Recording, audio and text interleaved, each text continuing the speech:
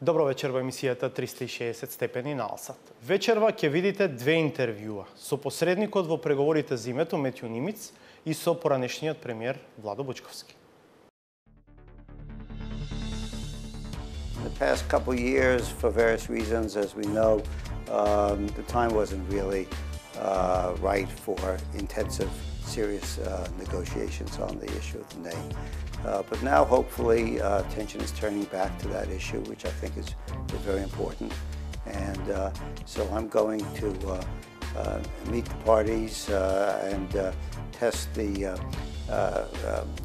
receptiveness to moving forward in a serious way. Is the identity of the ethnic Macedonians subject to this negotiation? No,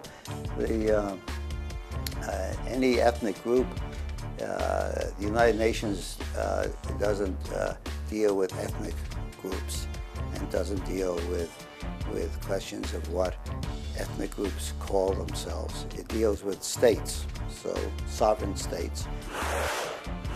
Ова поддршка што несомнено на почетокот ја има владата мора да се искористи, но од друга страна врз основа на искуството што го имам би имал една порака, не сме врз основа на една или две средби да се создава еуфорија.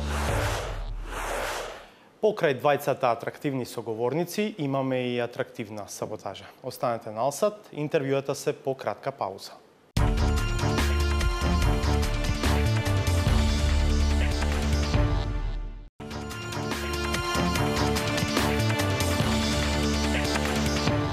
Гледате 360 степени. Посредникот на Обединетите нации во преговорите за името Метју Нимиц предстојниот викенд доаѓа во Скопје, каде в недела и в понеделник ќе се сретне со државновладиниот врв. Ова ќе бидат први директни контакти на медијаторот со новите власти во Македонија. Во пресрет на посетата на регионот, бидејќи од Македонија тој ќе замине во Грција, посредникот Нимиц даде интервју за 360 степени. Со него во Њујорк разговараше колегата Владимир Мирчевски. Слушнете зошто и со што доаѓа Нимиц, зашто се преговара во процесот, дали идентитетот на етничките македонци е предмет на преговори, што мисли за грчкиот аргумент за постоење и редентизам од македонска страна, какви се перспективите за решение. Ambassador, first of all, thank you for your time and presence in 360 degrees. What is the purpose of your visit to the region, and do you bring a new proposal on the name issue? Well, you know, for about 2 years now, I haven't gone to the region in an official capacity, which has been a bit disappointment to me. And now there's a new government in Skopje with some new ideas on the issue. And in the past couple years, for various reasons, as we know, the time wasn't really right for intensive, serious negotiations on the issue of the name. But now, hopefully, attention is turning back to that issue, which I think is very important. And so I'm going to meet the parties and test the receptiveness to moving forward in a serious way. I'm not bringing a new proposal this time. The new government in Skopje represents itself as the new face of Macedonia, which, among other things, includes new behavior towards neighboring countries. Do you recognize this new approach by Skopje? Yeah.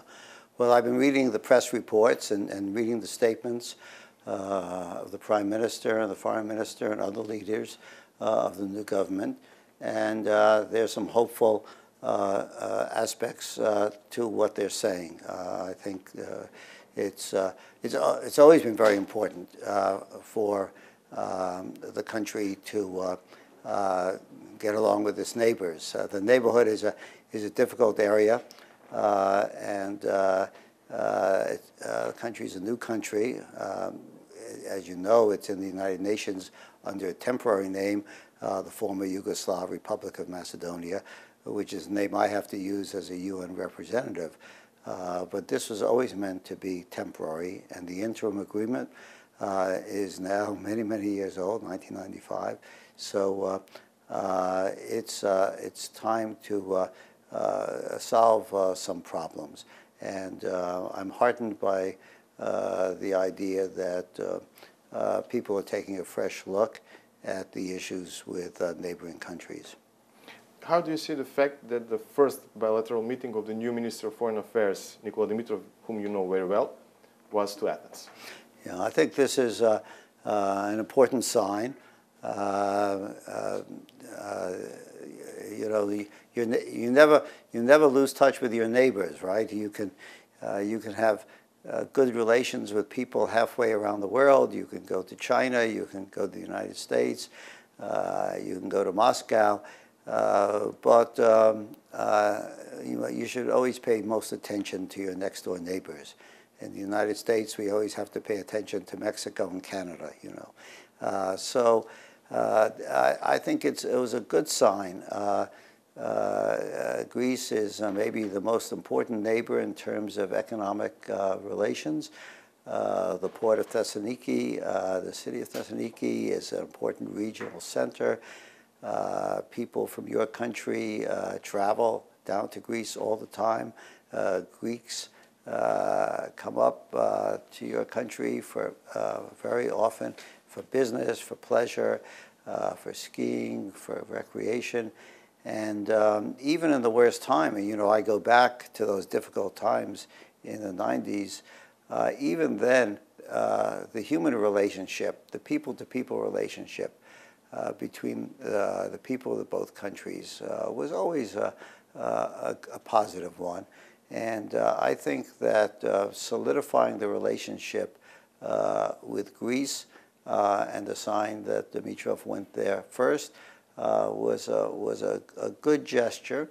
And I think the statements of Foreign Minister Kotzias of Greece were positive also, and that he's handled this relationship in a very constructive way. So I'm hopeful that this will bring good developments in the future. Was the crisis in Macedonia, which was partially produced by the impediment in the Euro-Atlantic integration, sign that there is a need, a big need of removing the deadlock? You know, I have a lot of admiration for your country. I go back, I remember very well the breakup of Yugoslavia. When I was in the State Department, I dealt with Tito even, and dealt with Yugoslavia. And so I know the history of the emergence of these nation states, including the former Yugoslav Republic of Macedonia. We need to change that name and get Yugoslav out of the name, which is a historical anomaly. But to get complete legitimacy in the region, and we need to solve this name issue. And I think that the issues within the country would be helped in their solution by moving rapidly on a European Union track and a NATO track. Because I think that a feeling in the country by all the people in there, whatever ethnic background, that the country is here to stay as a totally European country, integrated into Europe, is very important. And a lot of the difficulties, political issues, legal issues, corruption issues, inter-ethnic issues, these will be much more easily solved if the countries in the European, clearly in the European world, and that can only happen if we solve the name issue. What do you think about Prime Minister Zaev's statement saying that the new government will try to get NATO membership invitation under the provisional name, a scenario in which the period until the NATO accession protocols are ratified will be used to solve the problem? Well, you know, I read his statement, but also some of the statements from Athens about this issue. So I would say that there are many formulas that we can think about that might help solve the issue, and confidence-building measures are part of that. So I think it was constructive that the Prime Minister is thinking seriously about these issues and methods of solving them. When I get to Skopje and have a chance to talk to him and other leaders in the country, Foreign Minister Dimitrov, we can pursue some of these ideas. What is the mandate, your mandate on this issue, and what are the differences that need to be overcome? Yeah. Well, the mandate comes from two Security Council resolutions from 1993. It's a long time ago. And from Article 5 of the interim agreement. Article 5, which I helped write with Secretary Vance and a long time ago now, says, you know, the interim agreement, we solved many of the problems, issues between the two countries, but we didn't solve the name issue and, itself. And Article 5 says that with respect to this issue, under the Secretary General of the United Nations aegis and responsibility, the parties will continue in good faith to talk about this issue. So this is the mandate. I'm a personal representative of the Secretary General. The new Secretary General, Mr. Guterres, has reappointed me, and to be helpful to the parties in seeing whether the name issue can be solved. The basic issue is in the United Nations, there was a temporary designation. It's not even a name, it's a designation. It's like, you know, if you have a child, a baby, in the hospital, and before you give the child a name, so they say, you know, son of Matthew and Ann Nimitz, you know. This is not the name of the child, this is just the designation of this little baby until the name is actually done. But everyone expected the name to be solved within a matter of months, not years. So. But in the past, we witnessed that in some of your package proposals, as you like to call them, beside the name, there were also provisions on the language and on the identity. Identity on the nationality of the name, of the. So first, I want to make it clear that these discussions and the mandate has nothing to do with the identity of people. You know, people have their identity, and you can't negotiate your identity. That's part of your soul, right? So we don't negotiate people's identity. But in the United Nations system, there are designations for the language of the country and the name of the nationality. So it says, you know, United States of America, capital city Washington, D.C., nationality American. That's what we use. And in France it says France. Then it says capital city Paris, and nationality French. So this is just a technical part of the United Nations system where you can look up what the name is. In most cases, this is not controversial at all. You know, for Greece, it's Hellenic Republic or Greece. They have two names in different contexts. And the capital city is Athens, and the nationality is Greek. You know, this is, but in your country, there's a little more openness to resolving these issues. So this was something that needs to be solved within the UN system. Following. Is the identity of the ethnic Macedonians subject to this negotiation? No. Any ethnic group, the United Nations doesn't deal with ethnic groups and doesn't deal with questions of what ethnic groups call themselves. It deals with states, so sovereign states, and the nationality of a sovereign state. How do you see Greek claims of irredentism by Macedonian side? I think that, when this whole issue came up and your country became independent, there was a lot of concern in Greece about the role your country would play, and how it would fit into the Balkan context. The history of the region has been a really difficult history. If you go back to the Ottoman times, and most people in your country are very young, and that's ancient history, but it's not that ancient.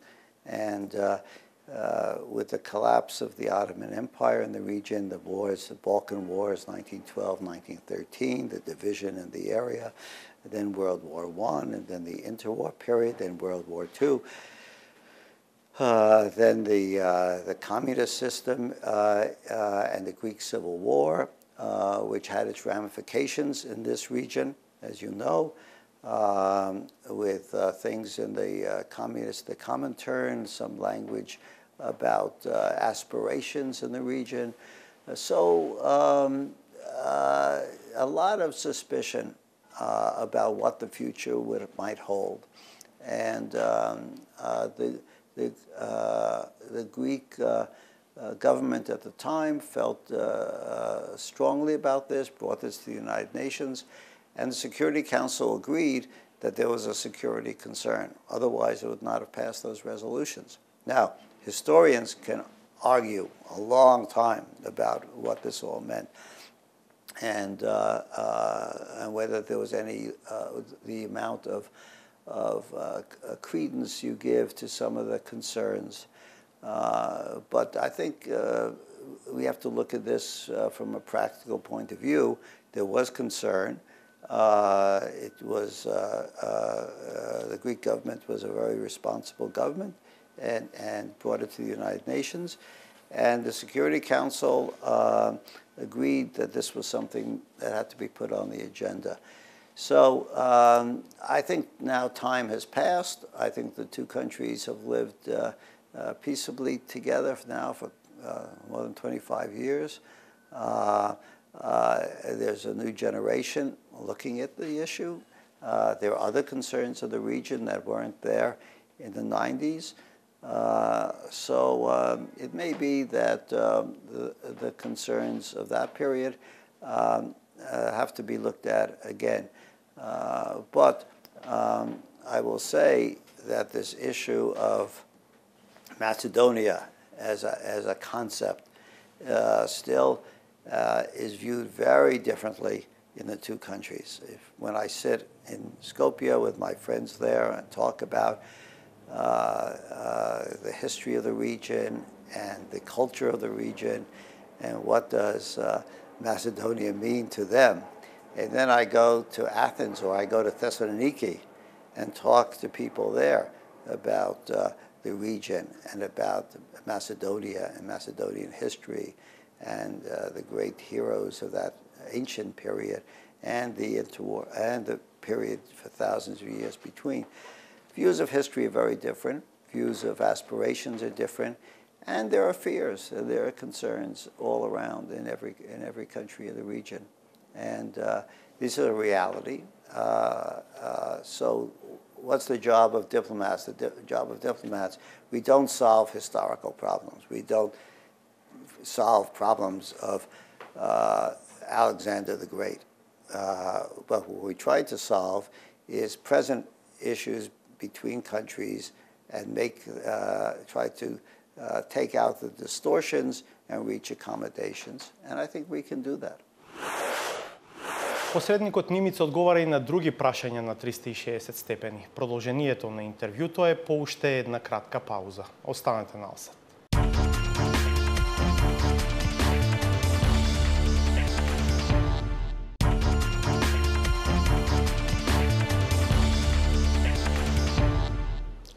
Продолжуваме со интервјуто кое Метју Нимиц го даде во Њујорк пред да тргне на пат за Скопје. Погледнете што друго го прашува колегата Владимир Мирчевски и што на тоа одговара специјалниот представник на генералниот секретар на Обединетите нации. Do you see that there is an intensified interest among Western countries' governments concerning the name issue? And have you talked about this long-standing dispute with the new UN the Secretary General? Yeah. So I've met the Secretary General, and I was impressed with how much he knew about this issue, and in reappointing me and working through his office, I know he's very, very interested in solving this problem, and he knows it personally as former Foreign Minister of Portugal, and so it's a concern, and he has a mandate to do this. So he cares a lot about it. And there's always been interest in this issue, because it's not just an abstract issue. It opens the door to solving a regional issue, and also bringing your country into the European Union, the European world, NATO, and I think solving a problem between two neighbors in a very sensitive region. So there's also renewed attention to the whole Balkan, Southeast Europe world. Other issues have come up in the fore there. Some issues of instability, issues of economic uncertainty, of outside powers, the whole migrant issue, that this region became a corridor for the migrants, which wasn't a big issue back 20-odd years ago. So we have some new issues in the region, and I know, having talked to some of the friendly governments, European governments, that there's renewed interest in this. After so many years of efforts to solve the issue, do you feel disappointment? Do you still feel motivated? Do you still have energy to continue to fulfill the role of That's a good question. That's what my family and my friends say to me. Why are you still doing this project? I care a lot about it. I do. Every year, my appointment is not a permanent appointment. It's renewed every year, and I say to both parties, both in Skopje and in Athens, if you want me to stop and disappear, I'm happy to disappear, because I have other things that I like to do also. So I'm very motivated. And why am I motivated? I care a lot about your country. I remember when it became independent, I had long talks with President Gligorov about how a new young country formulates itself, makes a place in the world. And many years ago, I was in the State Department, in the United States government. I dealt with the region. Then I dealt with Yugoslavia. I dealt with the communist countries. I dealt with Greece and Turkey. I dealt with Cyprus. And I know that this region has so much potential, but it also has so much danger, that little things happen. Look at Yugoslavia. Those of us who worked on Yugoslavia in the old days, we thought there were many problems. We never thought it would break up and so many people would get killed. Fortunately, not in former Yugoslav Republic of Macedonia. It's the only area of Yugoslavia which got its independence without anyone being injured or killed. But the destruction of that it would take generations, to overcome some of the issues in that region. And we still have the issues of Bosnia-Herzegovina. We still have issues in Kosovo. Many, many issues. So I think that working on these problems, I'll say another thing. Do you see, do I have? Yeah, I still have energy. If I didn't have energy, I would give it up. But I think that maintaining a process United Nations process is itself a good thing, even when you don't quite get to the solution. And let me say what I mean is that we have not, over the past 20 years, been able to reach a solution to the name issue between the two countries. This is true. On the other hand, we have a method of dealing back and forth, of conversing about it, of having diplomats talk about it, of having things put on the table. People go back and forth across the border. There's investment back and forth. There's trade back and forth. People from your country go down to Greece without feeling inhibited. Greeks feel comfortable coming up to your country. Sure, if the name issue was solved, it would be easier, but you have a very different thing. There are many places in the world where there's no process going on. Think of Syria. Think of some of the other terrible things that are going on in the world where the process has broken down. So here we have a process, we have a communication, we have a UN mandate, and we understand the parameters of the issue, and it won't get solved unless there are people in Athens and people in Skopje who are ready to be creative and constructive and work out something here with help from others, other friendly countries. But I think the process is important. If I can play a little role in maintaining the process, that's good. If I can't, then maybe someone else will. Thank you very much. Thank you. Thank you, Vladimir. Thank you. Ова беше разговорот на колегата Мирчевски со Метју Нимиц непосредно пред посетата на медијаторот на регионот. Во продолжение на емисијата, наш гостин е Владо Бучковски.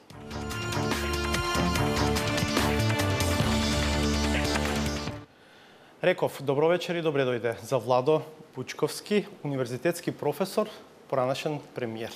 Благодарам добро што сте. Благодарам на поканата. И 60 степени, реков, по еден полупериод, повторно јавно.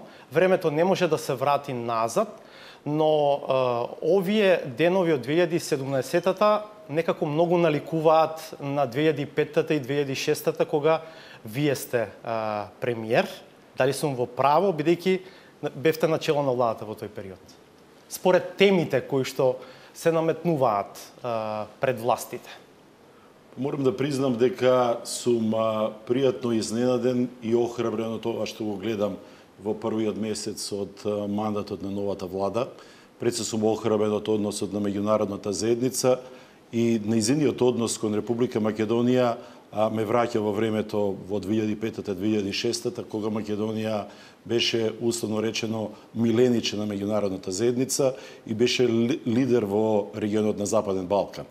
Ова поддршка што несомнено на почетокот ја има владата мора да се искористи, но од друга страна врз основа на искуството што го имам би имал една порака: не сме врз основа на една или две средби да се создава еуфорија и да има нереални очекувања дека многу проблеми кои ги имавме во изминатите 11 години со меѓународната заедница и пред се со соседите, бидејќи овде говориме за впечатокот што го имаме и од посетата на премиерот Заев на Брисел, но и од посетата што имаше министерот Димитров во Атина со неговиот колега Коцијас и пред се она посета што имаше Заев на Бугарија и средбата со премиерот Борисов. Подзаборавивме, но тие што памтат ќе се сетат дека како премиер ве красаше еден отворен однос кон прашањата од меѓународната политика. Пред се отворен однос кон соседите. Во тоа време сигурно сите ја памтат вашата изјава за Косово, дадена среде Вашингтон по средбата со Џорџ Буш, кога ретко кој во светот, уште помалку во регионот, зборуваше за независно Косово. Вие дадовте една таква храбра изјава. Имавте таков отворен однос и кон Грција и кон Бугарија. Бевте многу критикуван, особено за тоа што рековте дека со Бугарија треба да чествуваме дел од празниците заедно, затоа што споделуваме дел од историјата. Сега кога ја гледате оваа иста тема повторно на јавна сцена, што ќе кажете? Па искрен да бидам, очекував дека дел од медиумите многу повеќе ќе направат анализа што беше тоа што во 2006 не спречи да ја прифатиме отворената, подадената рака од Бугарија да биде нашиот промотор на патот кон НАТО и кон ЕУ, и што она што во меѓувреме се промени. Веројатно времето, пред време, иако е непријатно за себе да говорам дали тогаш бев визионер или пионер во некои процеси кои мора да се завршат, и во животот сите знаеме дека некои работи што се неминовни подобро е порано да ги завршите отколку да чекате времето да создаде нова шанса. За жал ние чекавме 11 години, што е предолго. Предолго е да се потрошат 11 години повторно, да се вратиме онамо каде што бевме во 2005-та. Но ќе се согласите дека овие 11 години веројатно, како што велите, беа доволни за да созрее едно поинакво мислење кај дел од политичката и интелектуалната елита во земјава, особено за отворените прашања кон соседите, кон Бугарија и кон Грција. Па веројатно. Гледам сега не се робува на дел од оние теми кои ги оптоварува односите меѓу Македонија и Бугарија. Ако ставиме постојано историчарите да најдат заеднички јазик, тоа реално не може да се случи. Од друга страна мора да признаеме дека во меѓувреме имаше еден позитивен исчекор кој го направија двете академии на науките, бугарската и нивниот председател и поранешниот председател на нашата академија, академик Камбовски, кои почнаа да отвараат дел од прашањата кои беа табу прашања, а тоа се делови од нашата заедничка историја. Мислам дека она што се случуваше во 2006-та и канонадата од критики кои јас тогаш ги добив како премиер на владата, пред се беа стимулирани дел од структури кои беа внатре во Социјалдемократскиот сојуз на Македонија. Јас мислам дека се тоа што во меѓувреме го правеше Заев и со односот кон нашите сограѓани албанци и неговата отвореност да се затворат отворените прашања со Бугарија, говори и за еден поинаков СДСМ кој многу по-храбро ќе влегува во костец со проблемите кои се наталожени со години. Очигледно дека една генерација на политичари, ако некои работи не ги заврши, ако се почитува начелото на континуитет, идните многу поедноставно тоа би го направиле. Но бидејќи ВМРО ДПМН направи еден дисконтинуитет и во односите кон Бугарија и во односите воопшто кон соседите, ние се имаме една нова специфична ситуација од која јас очекувам дека ќе ги подобри македонските позиции, но не може со една средба на Атина или со една средба во Бугарија да се дојде до решение на проблемите. Добро, кај Бугарија се чини дека работите се отидени малку понапред, таму се најавува. Отидени се понапред затоа што и во меѓувреме работеше претходната влада. Мора да се признае дека таму има континуитет. Дел од прашањата кои не се затворени веројатно се должат и на односот личен кој го имаше сегашниот премиер Борисов кон поранешниот премиер Никола Груевски, оние негови изјави кои стигнува по неговите посети на ИПП во Брисел, беа непријатни за Груевски и реално моето искуство говори за да некои проблеми кои наведум лесно се решаваат, треба да постои меѓусебна доверба кон помеѓу оние кои треба да го понесат товарот на одговорноста пред јавноста, зашто тоа токму сега се прави. А тоа тешко се гради, а лесно се расипува и веројатно тоа е примерот но мислам дека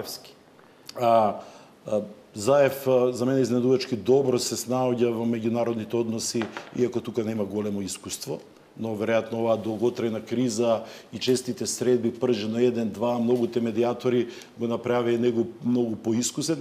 Од друга страна, Македонија има предност што за министер за надворешни работи го има Никола Димитров. Јас сум убеден дека тој ќе биде еден од оние наши представници на било какви меѓународни средби со кои Македонија може сигурно да смета дека достојно ќе ги брани нашите интереси, затоа што има драгоцено искуство уште во кабинетот на поранешниот председател Трајковски, како негов советник, како млад, како заменик министер за надворешни работи, огромно искуство и контакти кои верувам се уште ги има во Стейт департментот, додека беше наш амбасадор во Вашингтон, неговата улога во спорот што го имавме со Грција пред судот во Хаг, му дава за право да биде многу порешителен врз основа на искуството кој го има стекнато во затварањето на дел од овие прашања.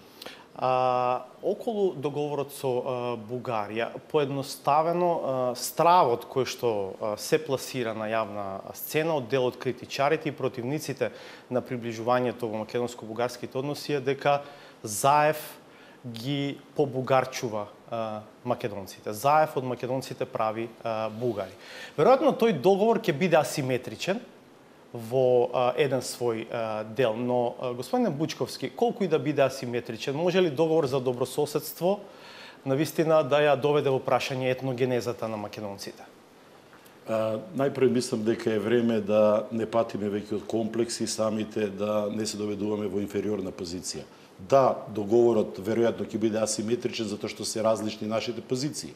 Бугарија не криела дека настапува како наш постар брат и дека сака братски да помогне на патот кон ЕУ и кон НАТО и никогаш не сваќала зошто не имаме таков однос кон нив. Значи, моето искуство и како министер за одбрана и како премиер на владата на Република Македонија, контактите со последните тројца бугарски премиери ми даваат за право да тврдам врз основа на личното искуство дека тие искрено сакаат и со свој личен ангажман. Тука мислам и на Саксо-Бурготски, тука мислам и на Станишев, тука мислам и на Борисов. Сакаат да помогнат Република Македонија да биде дел од Европската унија. Но не сакаат сосед кој што е фобичен кон својот прв сосед.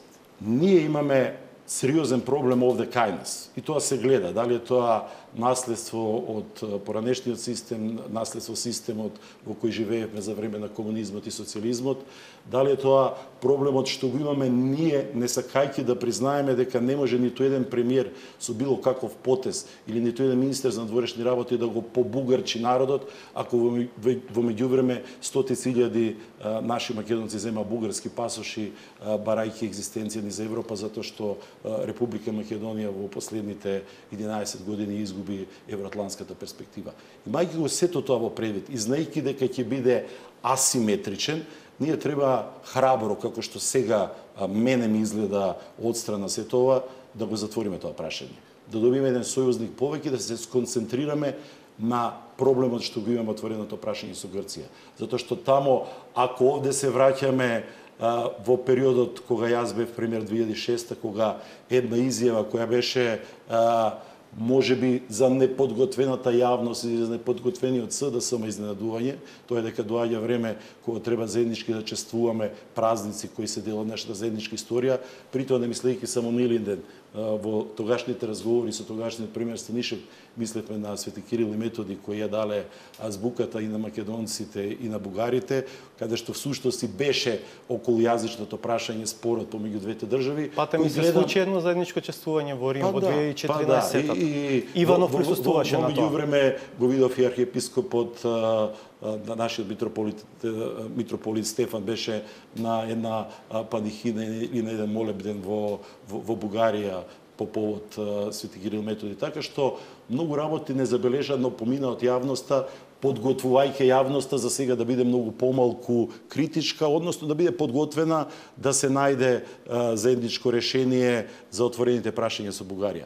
Тие нема да ги решат проблемите од историјата, но реално ќе отворат заеднички можности за нашата иднина. Нашата наука за литература признава бројни така наречени дводомни автори, што е веројатно еуфемизам за ова што сега ќе се нарекува заеднички споделена историја. Благодарам во овој дел за Грција, а сакам и за реформата во правосудството, кое што исто така е прашање кое што е на сцената деновиве да разговараме во продолжението на емисијата, но по една кратка пауза.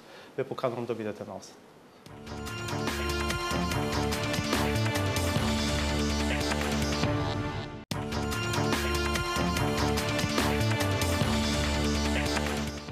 Во 360 степени го продолжуваме разговорот со поранешниот премиер Владо Бучковски. Разговараме за предизвиците со кои што е соочена новата влада на планот на НАТО и на ЕУ интеграциите пред се отворените прашања со Бугарија и со Грција, подоцна ќе разговараме и за реформата во судството.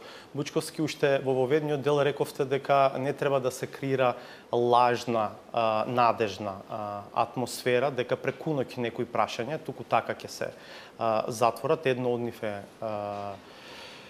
блокадата од Грција за желбата, аспирацијата на Македонија да стане членка во НАТО и во Европската унија. Што мислите во таа смисла за изјавата на Заев дадена од седиштето на НАТО, дека новата влада ќе се обиде да ја добие поканата за НАТО под привременото име, а потоа во фазата на ратификација да го реши прашањето за името?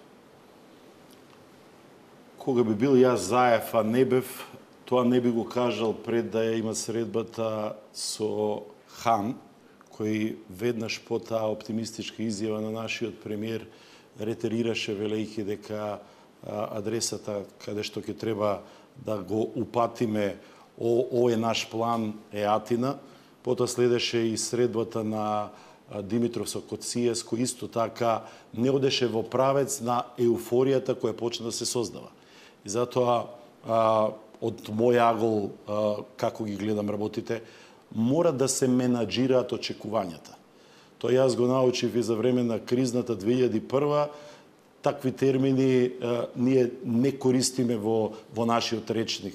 Тоа милува да го кажат нашите пријатели кои доаѓа дали од Америка, дали од Германија, to manage expectation, да се менаџираат очекувањата.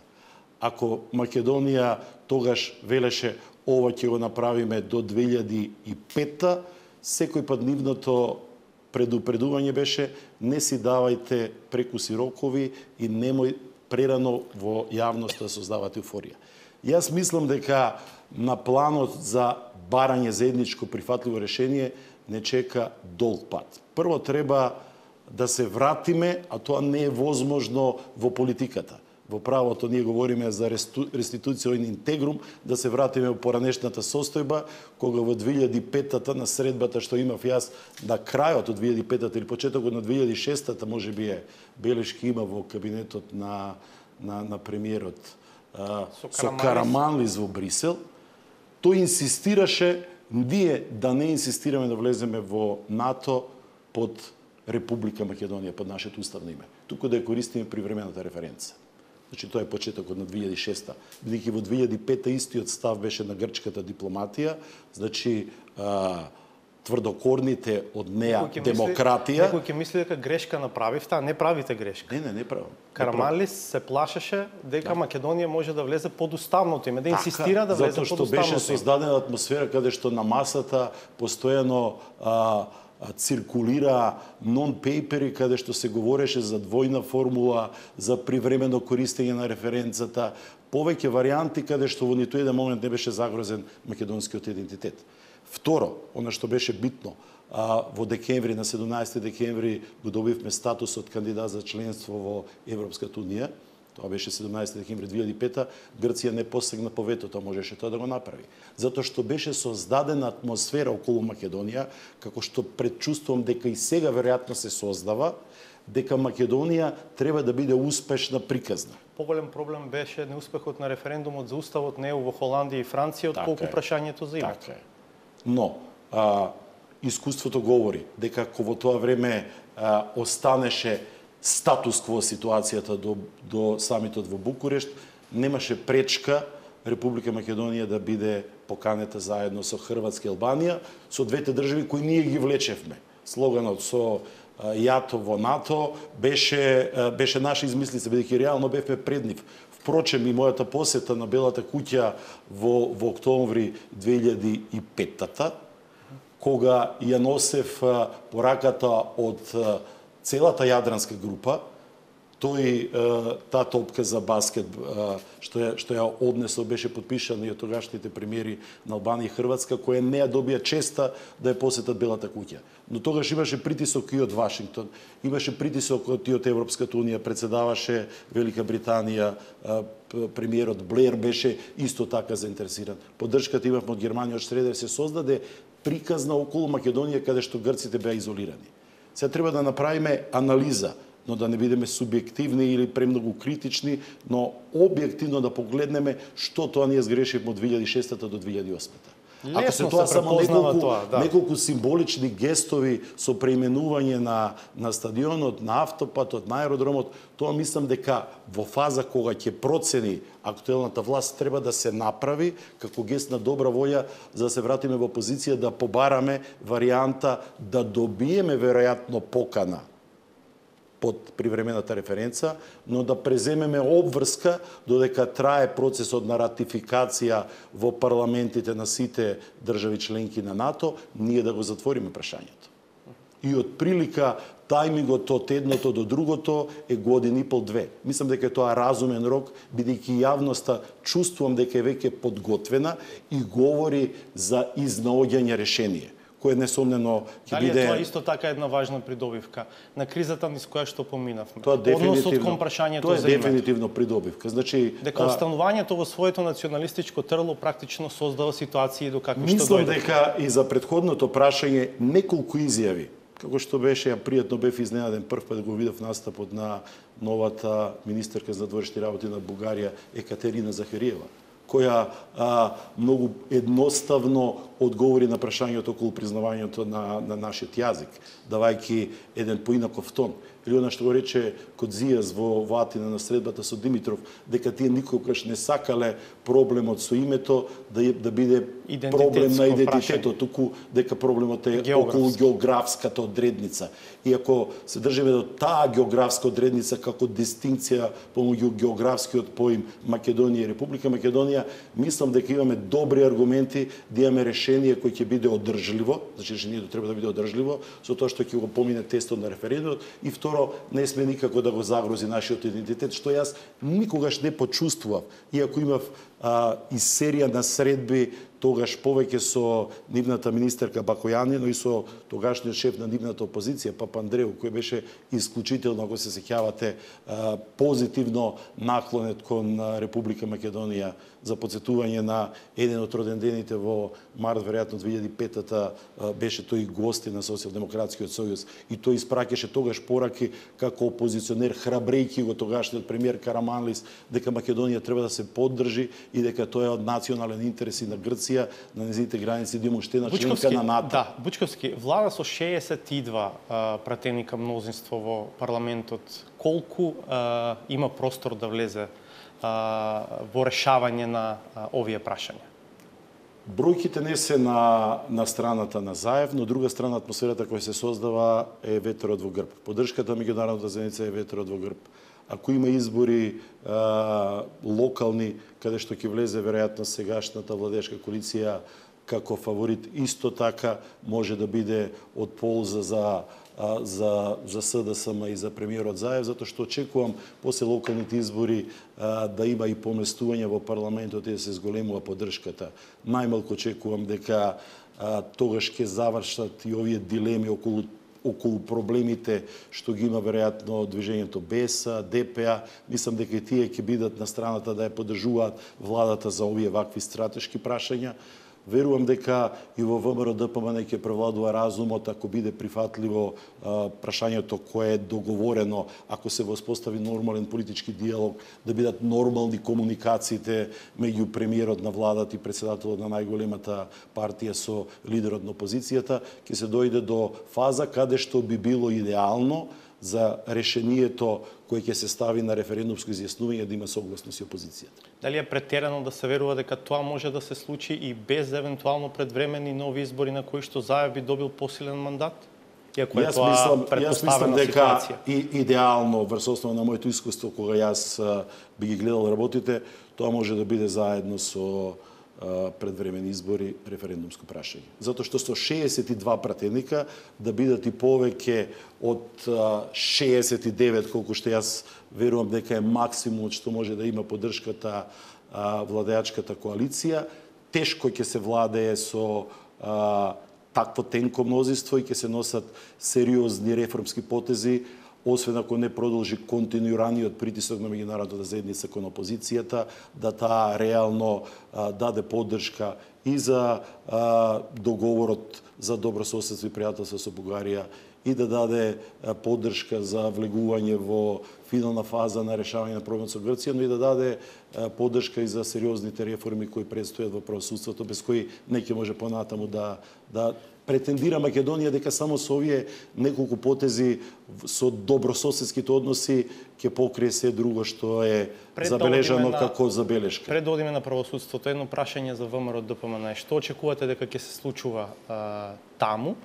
За сега само една анкета се појави во која што СДСМ е во предност пред ВМРО ДПМН, иако и таа индикативна, бидејќи доаѓа од агенција која што пред изборите прогнозираше 2-1 резултат за ВМРО ДПМН. Дали е тоа логичен, цикличен однос на гласачите по вакви процеси на промени на власта?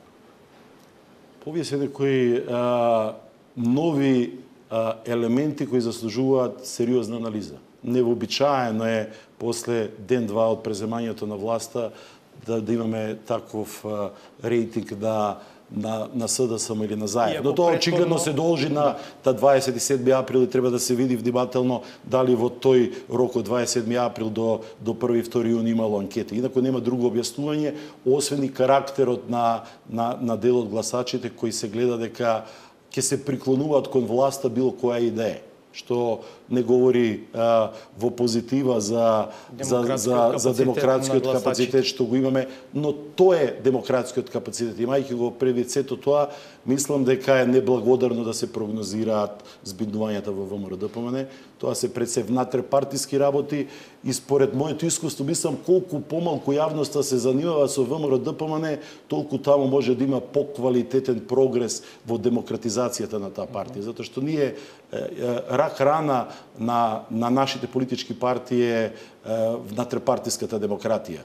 И се додека не дојде таму до целосна демократизација, ќе имаме сериозен проблем и со нивото на демократски капацитет на едните, другите или на третите политички партии. Велеа СДСМ го избра Груевски за наследник на Љупчо Ѓоргиевски. Не знам колку е точно и колку тогашното СДСМ навистина имаше влијание на внатрепартиските процеси во ВМРО ДПМН, но еве велите сега не е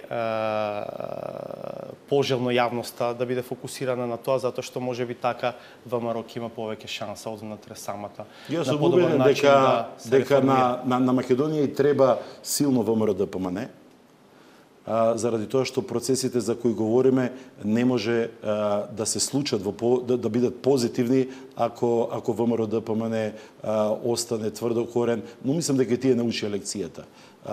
Грешките кои ги правеа од 11 декември до 27 април ги чинат многу. И мислам дека е доволно тоа да биде констатирано, а од тука натаму зависи од нив како ќе се однесуваат и дали брзо ќе се прилагодат на улогата на конструктивна опозиција, затоа што на Македонија во овој момент и треба конструктивна опозиција до новите предвремени парламентарни избори кои според мене се неопходни за да има дополнителен капацитет ЗАЕВ и владачката коалиција да ги прават крупните реформи за кои вие велите на крајот ќе говориме.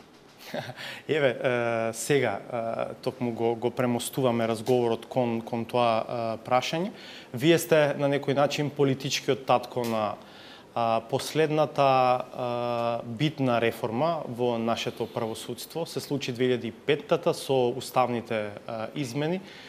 Интенцијата беше колку што е можно повеќе да се тргне партиското влијание врз работата на целиот систем, не зборувам само за судството, но на крај се испостави дека партиското влијание само се нагласи во судскиот систем. Зошто не успеа таа реформа, господин Бучковски? Значи, кусо подсетување. Главна забелешка покрај се што имавме како проблем за да ги почнеме преговорите, беше да направиме реформа на правосудството и да ја зацврстиме независноста. Се побара доживотен мандат за судиите и за обвинителите го добија. Се побара независен судски буџет го добија. Се тргна политиката наместо изборот да биде во парламентот да се прави во судскиот совет го добија. Резултатот, иако сум јас еден од предводниците на реформите кои ги правевме и тогаш заедно со Европската унија, Европската унија ни нудеше експертизи, сите експерти кои доаѓа и кај мене, и кај заменик председателот на владата, одговорен за евроинтеграциите, и кај министерот за правда, говореа за позитивните искуства од Бугарија и Романија. И моделот кој го применивме кај нас, реално од судскиот совет создадоа орган кој излезе од контролата. Вие во едно ваше интервју велите се претвори во монструм. Стана монструм уште повеќе што ние не верувавме дека со можноста што ставивме во него по функција да член министерот за правда, ќе имаме таков министер за правда како што беше Маневски и дека со својот габарит толку ќе ги уплаши сите суди кои беа бирани меѓу себе на непосредни избори, има мнозинство во судскиот совет за да направиме од сето тоа да во сите извештаи од 2008 па наваму до ден денес се провлекува дека имаме партизација на судството како никогаш претходно. Велите не е до системот, до луѓето е. Дефинитивно е до луѓето. Ја затоа сега кога се заговара други модели, бидејќи да не гаим илузија дека експертите кои доаѓаат од Европската унија се многу поумни од нас. Нашиот проблем е што меѓу себе секој заглавен во своите партиски ролови, никој пат не водиме сериозна дебата што е она што би требало да биде автентичен македонски модел за реформи на правосудството. Ние знаеме што треба да се направи, но се тоа што се случуваше во последните 11 години покажа дека овој систем мора да се менува. И треба да се признае дека беше неуспешна реформата. Но велите треба да се биде внимателен и да не се копира слепо нечие друго искуство. Јас не гледам дека така наречената лустрација што е прават на судиите и обвинителите во Албанија би била модел и за Македонија. Иако, велам, многу модели, моделот со техничка влада, каде што ќе влезе опозицијата, е промовира кај нас, па сите го имаат тоа. Успеа да направат реформа бирократите од Европа во Романија и во Бугарија, го нудеа тоа како готов модел. Мислам дека и европјаните и бирократите од Брисел мора да учат од сопствените грешки. Мора да ги знаат приликите во правосудството, во обвинителството. Ова што се случи со разрешувањето на Зврлевски покажа дека оние кои безпрекорно гласаа неколку години 8-1 на крајот кога дојде за разрешување на Зврлевски, остана само Аневски да го брани. Тоа пак зборува за квалитетот на човечкиот материјал. Тоа сакам да ви говорам. Значи, дел и од нив како да покажуваат тенденција секој пат да бидат блиски до власта, а не да ја штитат својата професија, својот кредибилитет и авторитет со тоа што ќе бидат заштитени со решенијата кои им ги понудивме. Тие беа реално со доживотниот мандат, со независниот судски буџет, со можноста мнозинството да го имаат во Советот или во обвинителството, самите да ја креираат кадровската политика.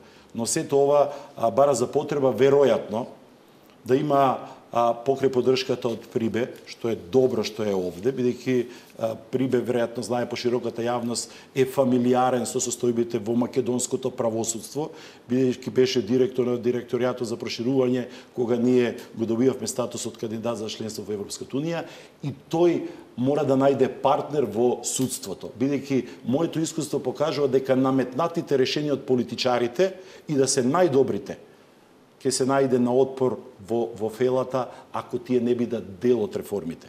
Дали тоа ќе биде Врховниот суд, кој по дефиниција какви да правиме реформи, мора да има Врховен суд како највисока судска инстанца, веројатно треба да биде партнерот и на Прибе и на политичките партии да се дојде до заедничко решение кое ќе доведе до тоа да имаме независно судство кој треба да биде гарант за владењето на правото. Добро, толку е времето. Ви благодарам вечерот што бевте дел од 360 степени. Сега нам беше интересно за публиката по полог период повторно да го слушне Бучковски. После 3 години и неколку месеци. Толку време поминало. И јас ќе кажев година и нешто. Добро, времето брзо лета. Благодарам уште еднаш. Ви благодарам на поканата уште еднаш. Ве поканувам да ја одгледаме и саботажата на Сречко Поповски.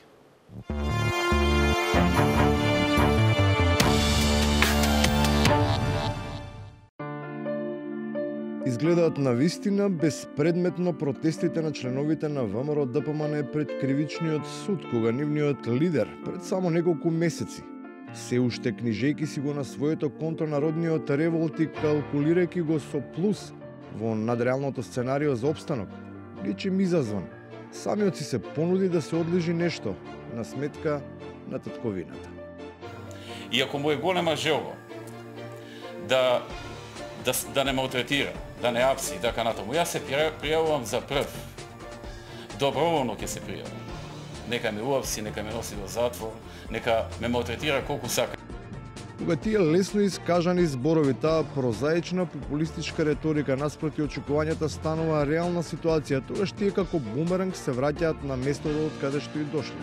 Бидејќи некој очигледно предоцна сватил дека времето никогаш не умира.